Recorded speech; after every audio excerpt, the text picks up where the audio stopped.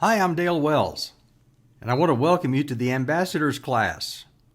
I'm sorry I can't be with you today. A family emergency has taken me out of town. I do expect to be back with you next Sunday. In the meantime, your prayers for my grandson and his mother will be much appreciated. As I was on my way to Texas, I talked with Jim Gilbert about what to do today. Pastor Kim is not available to cover for me, so Jim and I thought it might be a good idea to do a standalone video lesson. And that's really a good idea for a couple of reasons. First, a good part of our planned study of the Temple Mount today would have been a repeat of material we talked about last week. And I really do hate repeating material. But second, many of you who have joined us for this study of Israel did so in preparation for the anticipated trip that we've now had to reschedule a second time. And you may not be aware that this is an ongoing Bible class and that everyone is welcome, young and old. So I thought maybe I'd whet your appetite a bit today by introducing a study that might encourage you to stay with us even when our study of Israel is completed in April. And that is a look at why we call ourselves ambassadors in the first place. After we finish our study of Israel, I want to explore that a bit with you all. What does it mean that we are ambassadors? Well, the idea of us being ambassadors has to do with the mission of the church, what you and I are supposed to be all about. And so we're going to take a look at the mission of the church and the mission of individual Christians in about a series of 11, 12 lessons from 2 Corinthians that ask and hopefully answer the question, what is our mission as Christians in 21st century America? Do we even have one? Until just a few years ago, America was recognized by virtually all observers as essentially a Judeo-Christian nation. Our legal system, our moral code, our customs were all based on the Bible in some way or another. Our literature, our language, even the idioms we use, music, art, all of those things were strongly influenced by the Bible. Our social institutions and our work ethic were to a great extent still rooted in biblical soil, but all of that seems to have changed.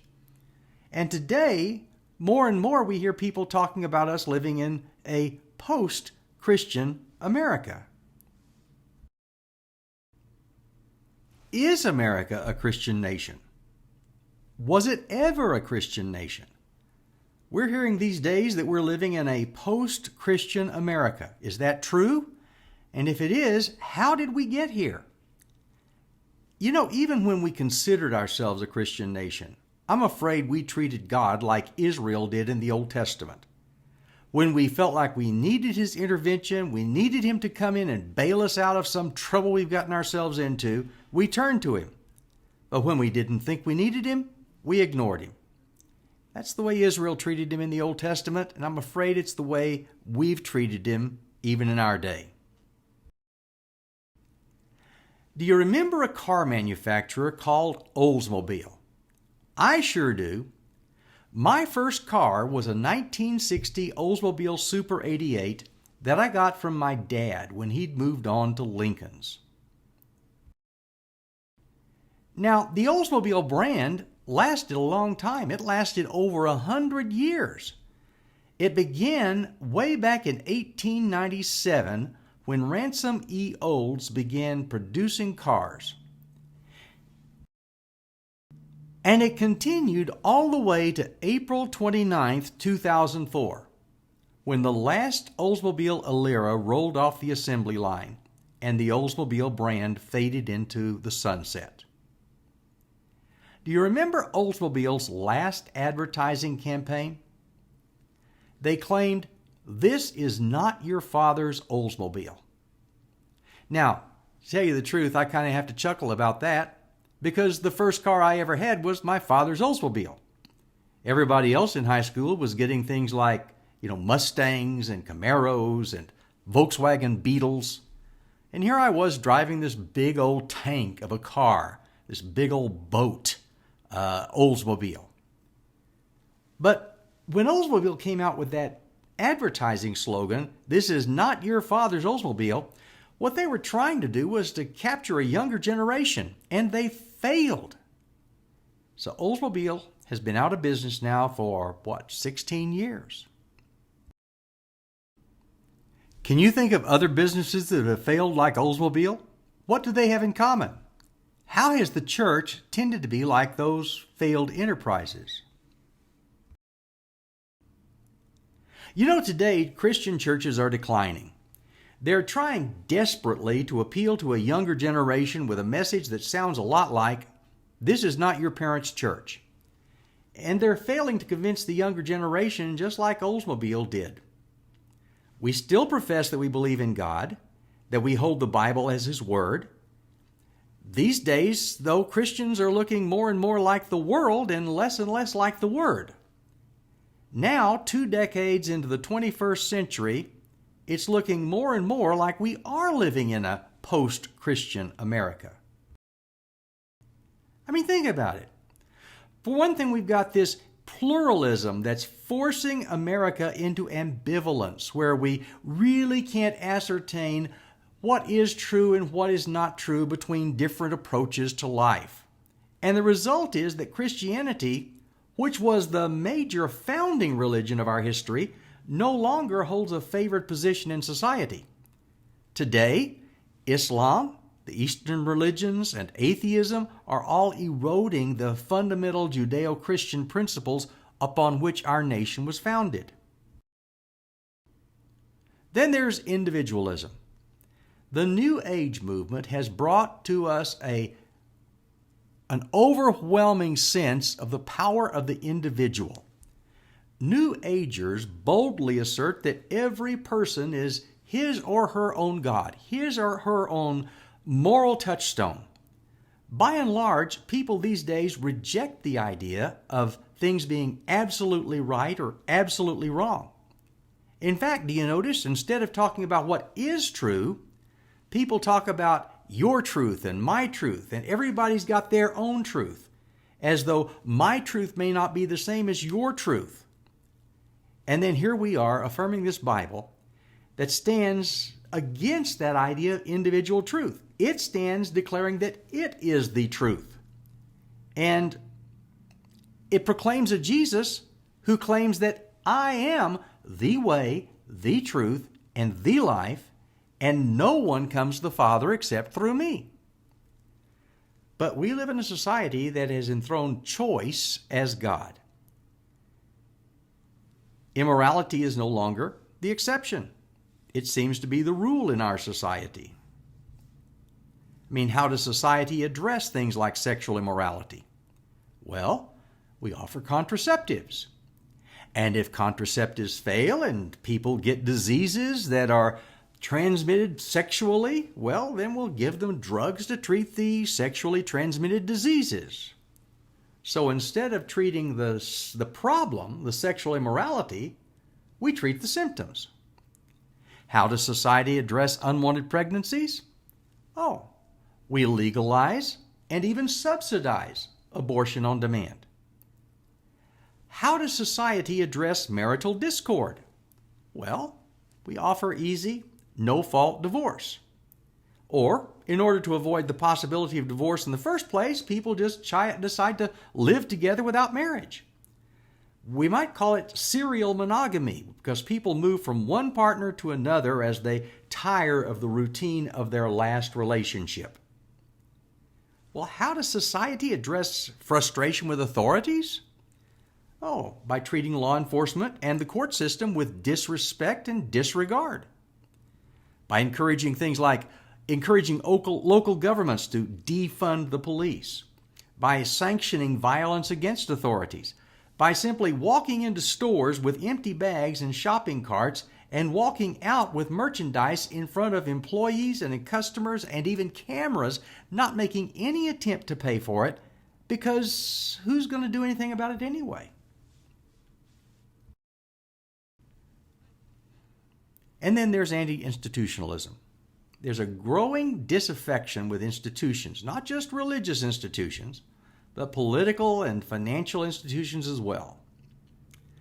For 200 years, religious institutions provided the fabric of our culture. But today, they're suffering from increasing apathy. And that's especially true of what we might call the mainline or traditional churches. But if you think about it, Christian churches are the background of virtually every institution that exists to help people who are in terrible straits. Think about it. The reason we don't have slavery anymore is because of Christian churches that stood against it. The reason we do have orphanages and hospitals and food banks and women's shelters and places like Mama's House is all because of Christian churches. You might go to a Catholic hospital or a Presbyterian hospital or a Methodist hospital or a Baptist hospital, but when's the last time you heard of an atheist hospital? Did you know that at the turn of the 20th century, the only modern medical care that was available for Palestinian Muslims in Israel was provided by Christians? Did you know that? Israel was called Palestine back then. And the group that went there was a group of Christians who settled in Jerusalem. They called themselves the American Colony, and they devoted themselves to attending to the needs of the underprivileged, poor, indigenous people of Palestine. You know who headed that ministry up? A fellow named Horatio Spafford, the man who wrote that song we all love, "It Is Well With My Soul." He and his wife Anna and some Christian friends of theirs moved to Jerusalem for the express purpose of helping the poor, needy people of Palestine. Can you think of other factors that have eroded Christian influence in our modern world? Can you name some? We need to face the fact that in this post-Christian, anti-institutional age, that the days of strictly conventional institutional evangelism are over, and we have to return to a more grassroots type of evangelism. And I say return because religious revolutions in their beginning stages have always employed grassroots evangelism to accomplish their growth. Without question, the first century church did. I grew up in a church background in which our group always seemed to be on the other side of the tracks, as compared with the more affluent and socially prominent mainline churches.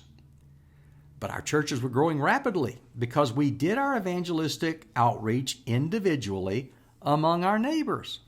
People saw us as Christians who cared about other people, and that attracted them to our message. Well, we live in a day when 21st century Christianity has long since achieved social acceptance. Everybody knows we're there and they know what we stand for. And now we don't do much evangelism at all anyway. 100 years ago, H. Richard Niebuhr wrote a book, The Social Sources of Denominationalism. And he laid out an almost inevitable erosion toward impotency that ensues once a religious movement becomes socially acceptable. He lists that steps in that downward process as the period of the man. Now that's the first generation. That's the group of people who unite around a leader who's a charismatic leader, a leader that invites people to follow him. They like what they hear and they attach themselves to him. But then that man dies and that generation goes. And following them, you've got another generation.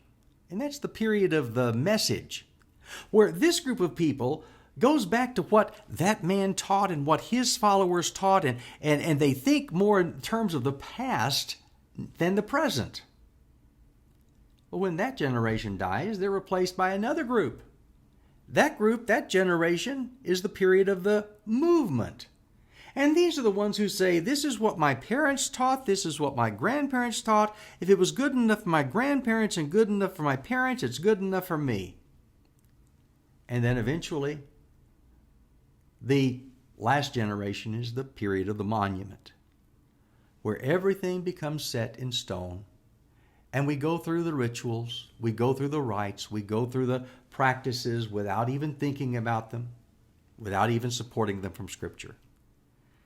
Now, if you think about Christian experience in the last few decades, isn't that what we've seen? The church has grown into a point where it's become more of a monument than a movement. more of a monument than a message-focused group, and more of a monument than a person-focused group, focused on the person of Jesus. And Christianity is losing ground to the world. Every day the sun rises, we're in an increasingly smaller minority in our world. It's time to wake out of sleep.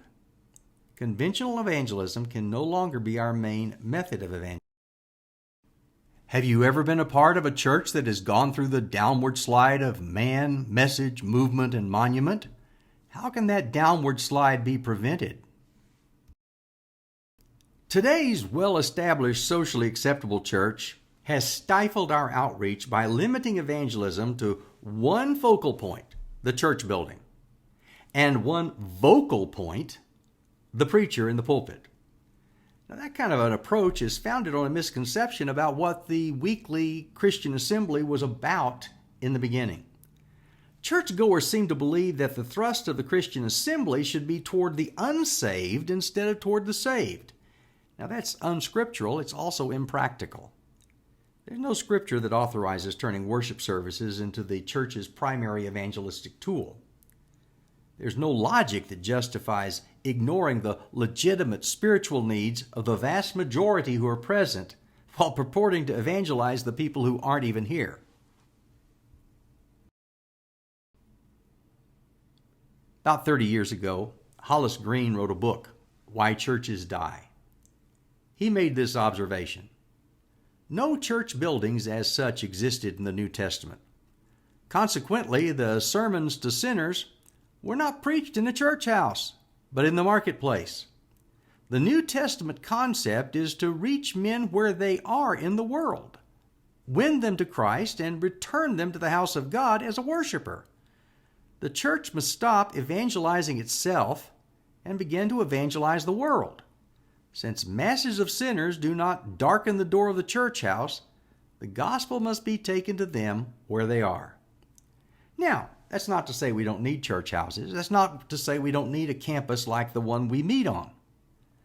But the fact is that church meeting places are absolutely indispensable to the survival of the church because they provide a place for Christians to gather and nurture one another. But the idea of using the church house or the campus as the main focus of evangelism is really not a part of the New Testament. In fact, Hollis Green in his book says the church building is probably the greatest single hindrance to world evangelism. It places too much responsibility on the professional clergy and fails to advance the priesthood of all believers. A century or so ago, in a more rural, less transient America, you may remember them when you were children, or maybe your parents have told you about them when they were children. But in towns all over the country, they would have brush arbor meetings and tent meetings and country schoolhouse meetings held by traveling evangelists that attracted large crowds of unsaved people as well as saved people. Why was it that you could get people to come to a meeting like that 100 years ago that you can't get to come to church today? Well, partly because those meetings were as much social as they were religious. I mean, think about it. They provided entertainment as well as enlightenment in a day when we didn't have streaming videos to entertain ourselves with at home. But those days are gone forever. And the lost, generally speaking, don't frequent our buildings. If the church is going to survive and accomplish its mission, we have to return to the methods the New Testament church followed, and we need to do it now. The church never spread so fast, never grew so strong as it did in those beginning days when it generally didn't have central meeting places. For a very short time, the church had access to the Jerusalem temple and the synagogues of the various cities. You'll read about that in the New Testament. But very quickly, Christians were driven underground and into the homes of individuals throughout the Roman Empire. And the practical result was that each house church became a functioning outpost where the gospel of Christ was brought into contact with the world where it lived. Now, to be sure, the first century church took advantage of public meeting places whenever they were available and whenever circumstances permitted, and so should we. But those accommodations were secondary to the weekly and even daily lifeblood activities of the believers in their homes. And large assemblies requiring large public buildings were the exception, not the rule. If Christianity is to grow again, we have to adjust our outreach to meet the present need. The pastor and pastoral staff cannot do it, neither can the church staff, the elders, or the deacons. In fact, evangelism doesn't even take place in a building. It takes place in the everyday world where we live and among the people that we encounter in that world. The times call for each of us to see ourselves as Christ's ambassadors to a lost world. What is the mission of the church? Paul describes our mission in a text that's going to be our key throughout this series of lessons when we do them in a couple of months. And that is 2 Corinthians 5:20. We are, therefore, Christ's ambassadors. As though God were making his appeal through us, we implore you on Christ's behalf, be reconciled to God. Our mission as Christ's ambassadors to the lost world is described in great detail by Paul in 2 Corinthians. In particular, beginning in chapter 2, verse 14, and going through chapter 6, verse 1. I got to tell you, for years I wondered why the Lord even included 2 Corinthians in the New Testament. It seems to have no outline. It doesn't have any central theme. It doesn't have any definite direction of movement. It's one of the hardest books to teach and preach because of all of that. But I was wrong. This beautiful and intimate letter contains the most complete and practical statement of the church's mission in the New Testament. It lays out the basic traits of everyone who would serve as Christ's ambassador.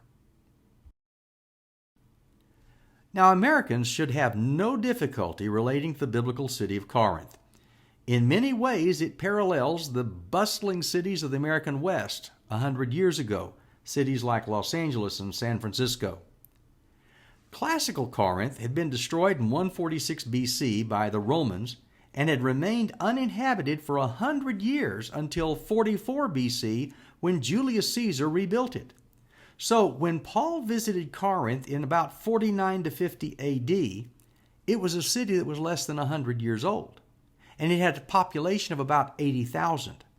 And yet during that short history, Corinth had become the third most important city of the Roman Empire behind Alexandria and Rome. It was situated on the Isthmus of Greece.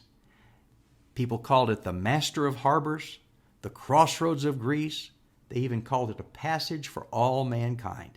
It was quite literally at the center of the Roman Empire. You can tell by looking at a map. It was also the place that was the crossroads of Europe and Asia. Corinth embodied an economic miracle and was the envy of all the lesser cities of the empire.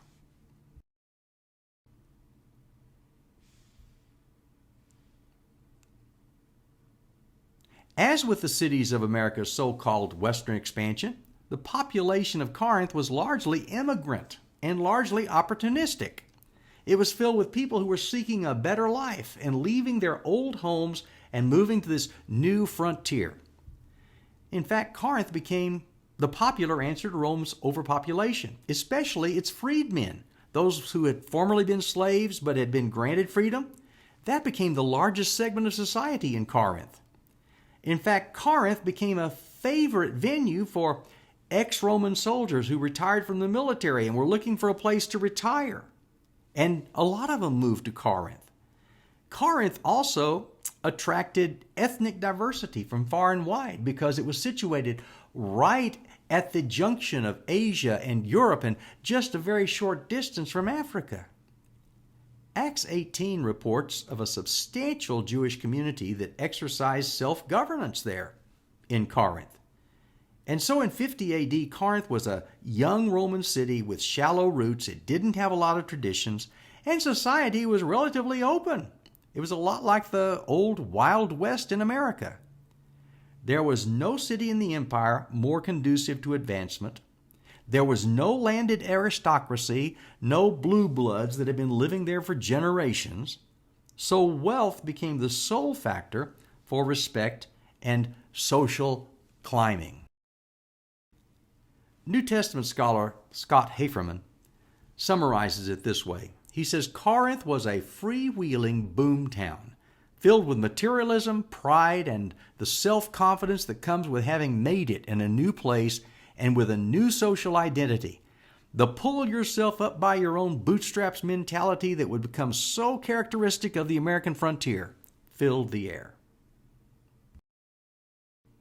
The parallels with modern Western life continue. Corinth was a sports and entertainment center. Caesar had reinstituted the Isthmian Games in Corinth, which were second only to the Olympics worldwide. Think about the AFC Championship, the NFC Championship, and the Super Bowl. The city had a theater that held 18,000 people. It had a concert hall that held 3,000 people. It had every kind of business opportunity available, licit and illicit. It was a center of travel. It was a center of tourism. It was a center of loose sex and drugs. It was a center of religious pluralism. All of these things were woven together into Corinth's new culture. In fact, significantly, when the more libertine emperors, like Caligula and Nero, were looking for a place to get out of town and enjoy the life, knowing that what stays here, what happens here stays here, they'd go to Corinth. What happens in Corinth stays in Corinth. Does that sound familiar? The similarities to modern Western culture are so striking that a preacher 20 years ago named Ray Stedman from Palo Alto used to call Paul's Corinthian letters 1st and 2nd Californians. Well, 2nd Californians or not, we need to understand that Corinth had a lot in common with the Golden State. It was a place where the self-made man idea reigned. It was a place of I did it my way, pride and individualism. It was a place of the nouveau riche worship of health and wealth. The religious pluralism of Corinth meant you could believe just about anything you wanted to, and you could subscribe to your truth, and I can subscribe to my truth. All of these things presented a formidable challenge to Paul's style and his method and his message of preaching the simple gospel. The culture of Corinth, I think, does invite us to call this letter 2nd California. How is California like Corinth? Can you think of any ways in which the two are dissimilar? Does that comparison make 2 Corinthians seem more or less relevant to us in the 21st century? Well, Paul's relationship with the Corinthian church became stormy, to say the least. It began well enough when Paul, with the help of Aquila and Priscilla and Timothy and Silas, established the church in Corinth during a 1.5-year visit that we read about in Acts chapter 18. When the Jews rejected him, Paul moved his center of operations from the synagogue to a house next door, and he continued to preach the cross, and he left behind a remarkable church there. But after Paul left Corinth, he traveled to Ephesus and from there to Jerusalem and then back to Ephesus, where he wrote 1 Corinthians about 3 years after his initial visit. At the time he wrote 1 Corinthians, he planned to visit Corinth again to gather up a collection for the poor in Jerusalem. But in the interim, he sent Timothy to visit the Corinthian believers. He tells us that in 1 Corinthians 16, 1-11. What Timothy found there was a church that was a mess. It was filled with factions, immorality, one-upsmanship, and apostasy. And Paul decided to pay the Corinthians a visit briefly and tend to matters and be on his way. But what a shock awaited him. This is his so-called painful visit that he mentions in 2 Corinthians 2:1. Seismic misery. The apostle's authority, even his apostleship, was called into question. People were saying things like, if you're for real, why is there so much suffering in your life? And if your ministry is really what it's cracked up to be, why does it seem so lackluster when it compares to the ministry of others? And why is your preaching so dull? And hey, you said you were going to come and then you changed your travel plans. If God's really directing your life, why didn't you come when you said you were going to? And what lies behind this idea of you not accepting payment for your services? You think you're too good for it? We pay other preachers. Other preachers get paid by other churches. You think you're too good for us? Are you really collecting money for the poor? Are you using that as an opportunity to feather your own nest? And by the way, Paul, why don't you have letters of recommendation like some of these other preachers do? What are your credentials?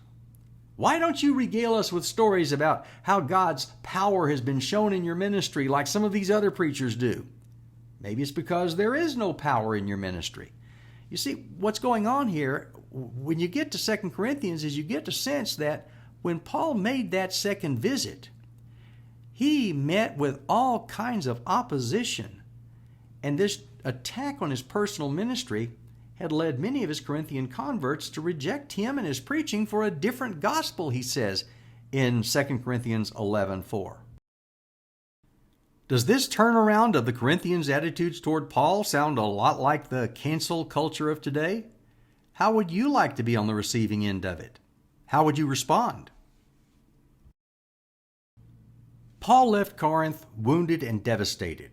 In his own words, I made up my mind not to make another painful visit to you. Chapter 2, verse 1. Still stung, back in Ephesus, Paul sent Titus to Corinth with a new and severe letter, he says in chapter 2, verse 5. And he called for repentance. And the church did repent, as he would observe. Even if I made you grieve with my letter, I don't regret it, though I did regret it. For I see that that letter grieved you, though only for a while. As it is, I rejoice, not because you were grieved, but because you were grieved into repenting. For you felt a godly grief, so that you suffered no loss through us. That's 2 Corinthians 7, verses 8 and 9. In other words, the majority came back to Paul in his gospel.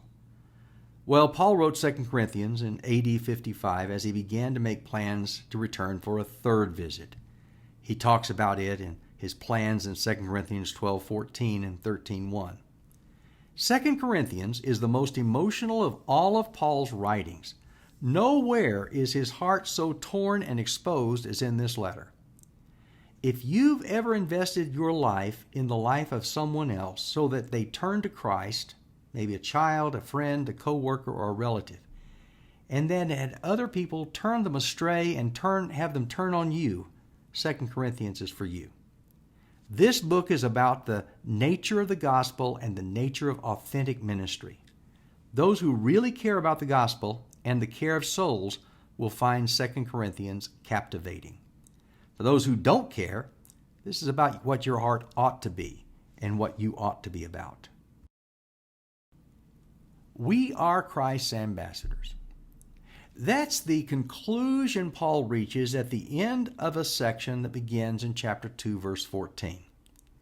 The middle of the book is where Paul develops the qualities that are crucial to the church fulfilling its mission as Christ's ambassadors. And these qualities are going to provide the outline for our study as we go through this look at the mission of the church in this series of 11 lessons. Paul focuses on 4 words. In the section from chapter 2, verse 14 to chapter 3, verse 18, what you see over and over and over again are verbs that have to do with what we are.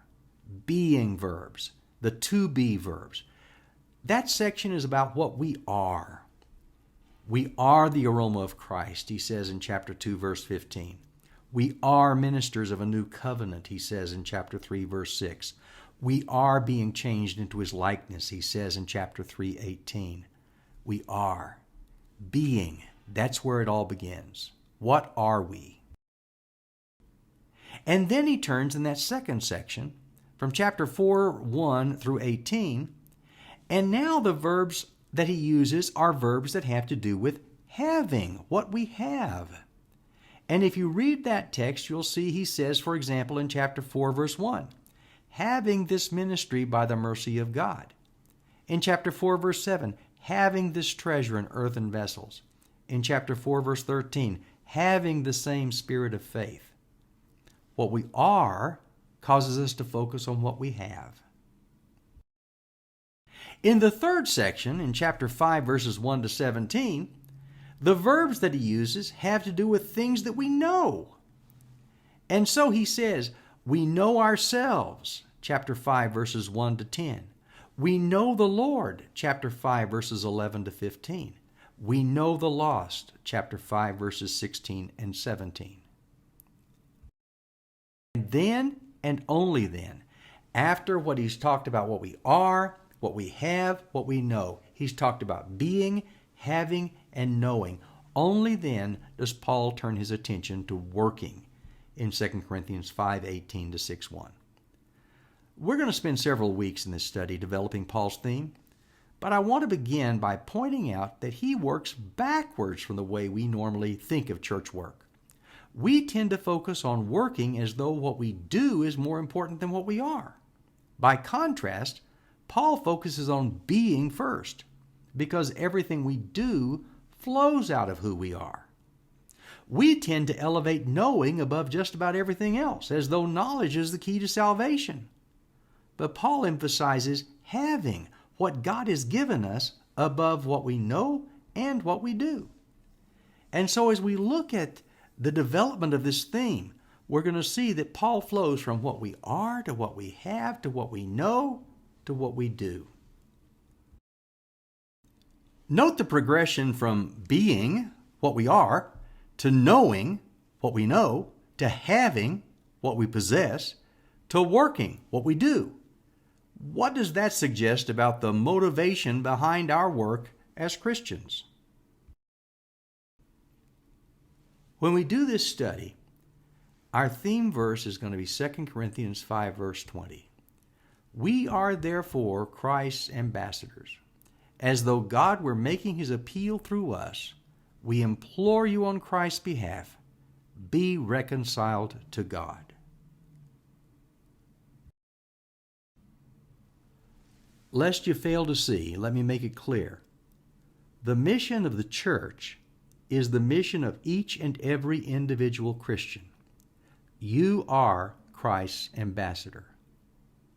What are you going to do about living up to your mission? What am I going to do about living up to mine? Because you are Christ's ambassador, I'm Christ's ambassador. Individually, each and every one of us is an ambassador. And that is a look at the mission of the church.